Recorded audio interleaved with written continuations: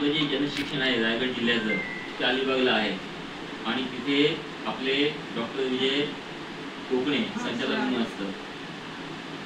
आता आपण जनशिक्षण कशाला म्हणतो? ॲक्च्युली हा एक कौशल्य विकास कार्यक्रम आहे केंद्र शासनाचा आणि शासन असं म्हणतं की तुम्ही एखादं कौशल्य शिका आणि त्या कौशल्याच्या बळावर एखादा जॉब मिळवा, नोकरी मिळवा, एखादं उत्पन्न साधन मिळवा आणि स्वतःच्या व्यक्तिमत्वाचा सुद्धा विकास करून द्या आणि एक चांगलं जीवन जगा.